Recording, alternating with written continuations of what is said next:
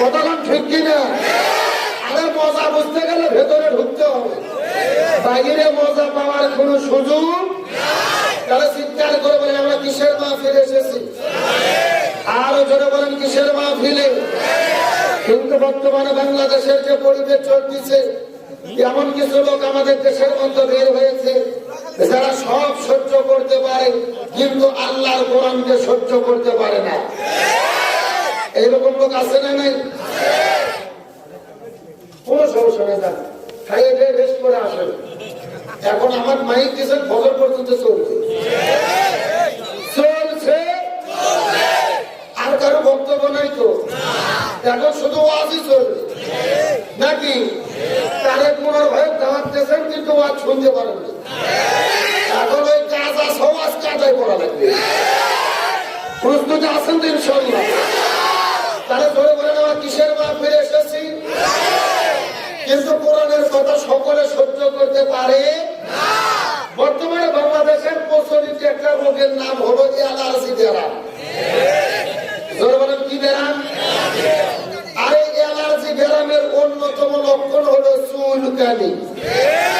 ধরে বলেন কি? আমার দিকে তাকান।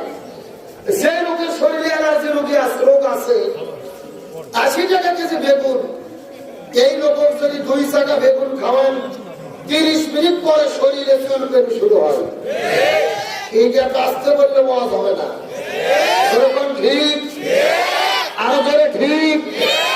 আরে ভাই 80 টাকা কেজি বেগুন বাদ দেন, 700 টাকা কেজি গরুর গোস্ত, 2 চাকা গরুর গোস্ত যদি এই রোগী খাওয়ানো হয়, 15 মিনিট পরে শরীরে চুলকানি শুরু হয়।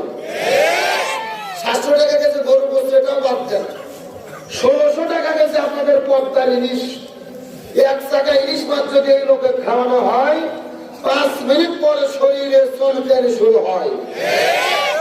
আপনার মুসলমান গভীর মনোযোগ, শুধুমাত্র বেগুন গরুর গোস্ত আর ইলিশ মাছের অ্যালার্জি নয়, বর্তমানে বাংলাদেশের মধ্যে এমন কিছু লোক বের হয়েছে যাদের সামনে কোরআনের হক কথা বললে শরীরে চুলকানি শুরু হয়। আরে ওলামা দেখলে শরীরে চুলকানি শুরু হয়, কোরআনের মাহফিল দেখলে শরীরে চুলকানি শুরু হয়। এমন বক্তব্য আপনার জেলার নেই? আছে? আমার দিকে থাকেন।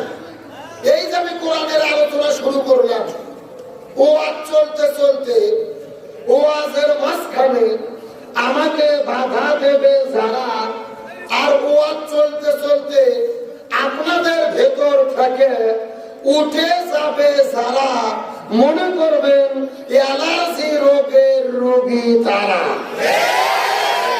আমার কথা বুঝাচ্ছেন? অ্যালার্জি রোগী ছিল লক্ষণ কয়টা? 2টা। 1 নম্বর দেখবেন ওয়াজের মধ্যে বাধা দেবে, আর 2 নম্বর দেখবেন ভেতর থেকে উঠে। এই 2 গ্রুপের লোক যদি খুঁজে পান, এরা কিসের রোগী?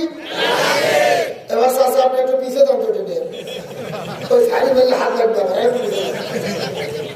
আর একটু পিছিয়ে যাবে। ঠিক আছে, তাহলে বলেন অ্যালার্জি রোগের রোগী ছিলেন কয়টা লক্ষণ? এখন আমি আপনাদেরকে বলতে চাই, আপনার মুসলমান অ্যালার্জি রোগের রোগী থাকলেই কি আমরা কোরআনের হক কথা বলা বাদ দেব? কোরআনের সত্য কথা বলা বাদ দেব? সুতরাং কোরআনের মাহফিলে এসেছে, কোরআনের হক কথা বলবো। আমি প্রধান বক্তা, আমার মন করা কোনো বক্তব্য হবে না, সভাপতির মন মতো বক্তব্য হবে না, কমিটির মন মতো বক্তব্য হবে না। বক্তব্য হবে কোরআন থেকে, রাসূলের সুন্নাহ থেকে। সুতরাং কোরআন সুন্নাহর হক কথা বলবো, হক পথে চলবো। প্রয়োজনে কোরআনের কথা বলতে গিয়ে, কোরআনের পথে চলতে গিয়ে, কোরআনের আন্দোলন করতে গিয়ে নিজের জীবনের সর্বোচ্চ বিলিয়ে দেব। কোন বাতিলের কাছে মাথা নত করবো না। হাত আল্লাহকে তুলে দেখা।